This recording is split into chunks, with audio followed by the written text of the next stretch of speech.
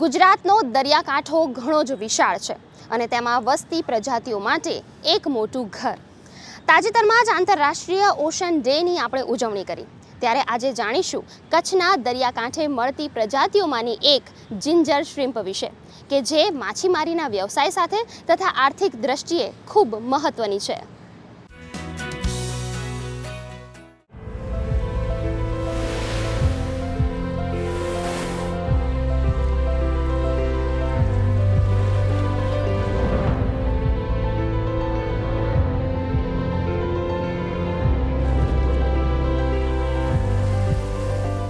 દેશનો સૌથી મોટો દરિયાઈ કિનારો એટલે ગુજરાતનો દરિયો, અને અહીં આવેલો દેશનો સૌથી મોટો જિલ્લો એટલે કચ્છ, જ્યાં માછીમારી એક મહત્વપૂર્ણ વ્યવસાય છે.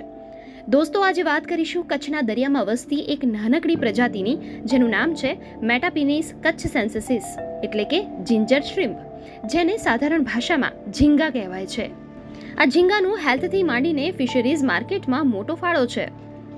આ જે પ્રજાતિ છે એનું નામ જ આપણે જોઈએ તો મેટાપિનિયસ કચ્છેન્સિસ, કચ્છ ઉપરથી એની આઈડેન્ટિટી આપવામાં આવેલ છે. 1963માં આ જે ઝીંગાની પ્રજાતિ છે તેને લોકલી જિંજર પ્રોન પણ કહેવામાં આવે છે, કારણ કે તે જિંજરના કલરેશનને ઘણી સામ્યતા દર્શાવે છે. અને એમ આ ઉપરાંત ખૂબ જ ઓછા સમય માટે જોવા મળતી હોવાથી ચોમાસામાં જ ખાલી આ પ્રજાતિ આપણને જોવા મળે છે, અને ચોમાસાની આજુબાજુના સમયમાં સૂરજબારી અને તેના નાના રણના વિસ્તારમાં, લિટલ રન ઓફ કચ્છ જે કહેવાય છે, એ વિસ્તારમાં આ પ્રજાતિ વધારે જોવા મળતી હોય છે. નાના ફિશરમેન છે, જેને ગુજરાતીમાં આપણે પગડિયા ફિશરમેન કહીએ છીએ, કે જે પગપાળા માછીમારી કરતા હોય છે, આવા માછીમારોની રોજગારી માટે, તેના વ્યવસાયલક્ષી અથવા તેમના રોજગાર માટે આ પ્રજાતિ છે એ ખૂબ જ અગત્યની છે. અભ્યાસો દર્શાવે છે કે ઝીંગા મગજ અને હૃદય માટે ફાયદાકારક છે. કચ્છમાં મળતી આ ઝીંગાનો અન્ય દેશોમાં મોટા પ્રમાણમાં નિકાસ થાય છે.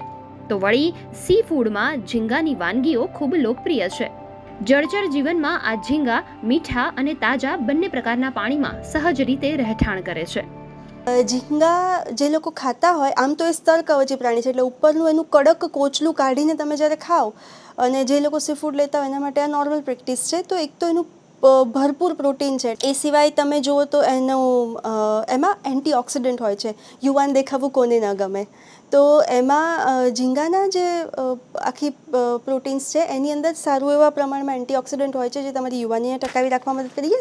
સેલેનિયમ હોય છે, એ પછી વિટામિન B12 હોય છે, પછી આયોડિન હોય છે. એટલે આ બધા તત્વો છે ને અમુક માઇક્રોન્યુટ્રિયન્ટ્સ છે, જે બીજેથી તમને એટલા જલ્દી ન મળતા હોય અને બહુ જ ઓછા પ્રમાણમાં પણ શરીરને જરૂરી છે. જેમ કે એનાથી તમારું DNA રિપેર થાય, તમારા કોષો જે વયોવૃદ્ધ થતા હોય તો એને વિસર્જન યોગ્ય રીતે કરવાનું હોય, તો એના માટે પણ આમાં અમુક જે તત્વો છે ઝીંગામાં એ તમને કામ લાગી શકે. એટલે ઓવરઓલ પણ તમે જુઓ ને તો વિશ્વમાં ભારત છે, વિયેટનામ છે, ઇક્વાડોર છે, એવા ઘણા બધા દેશો છે, જે થાઈલેન્ડ છે, એ બધા ઝીંગાની નિકાસમાં સૌથી ટોપની પોઝિશનમાં છે. અને US છે, યુરોપિયન કન્ટ્રીઝ છે, એ લોકો બધા આ ઝીંગાની આયાત કરે છે. એટલે એ બધા દેશોને ઝીંગાની જરૂર છે, જે મોકલનારા આપણે છીએ. એટલે તમે સમજી શકો છો કે એની ડિમાન્ડ કેવડી છે, અને આપનારાઓમાં આપણે લિમિટેડ છીએ. એટલે એવું કહેવાય છે કે ઝીંગાનું ઓવરઓલ ગ્લોબલ ટ્રેડ છે એ જ $22 બિલિયન છે. આપણે જે મરીન પ્રોડક્ટ્સ એક્સપોર્ટ કરીએ છીએ એમાં શ્રીમ્પનું, ઝીંગાનું ખૂબ મહત્ત્વ છે, અને કરોડોની આપણને જે વિદેશી નાણું છે એ આ ઝીંગાનું આપણને ઝીંગાના આખા કમર્શિયલાઇઝેશનમાંથી મળે છે. ઇવન ભારતના GDPમાં પણ આ જે શ્રીમ્પ એક્સપોર્ટ છે એમાંથી સારી એવી ઇન્કમ આપણને મળે છે. વિશ્વ મહાસાગર દિવસના પ્રસંગે આપણે સમુદ્રોના સંરક્ષણ તરફ જાગૃત થવું જરૂરી છે. સમુદ્રોના સંરક્ષણ માટે આપણે પાણી પ્રદૂષણ અટકાવવું જોઈએ. આપણા કચ્છના સાગર અને તેમાં વસતા તમામ જીવસૃષ્ટિ જળવાઈ શકે, આપણા ભવિષ્ય માટે અમૂલ્ય સ્ત્રોતો ટકાવી શકાય, તે માટે કાર્ય કરવું ખૂબ જરૂરી થઈ પડ્યું છે. ગુડ ન્યૂઝ ગુજરાત માટે કૃણાલ ચૌહાણ અને બંકિમચંદ્ર ત્રિવેદી સાથે શ્વેતા યાદવનો રિપોર્ટ.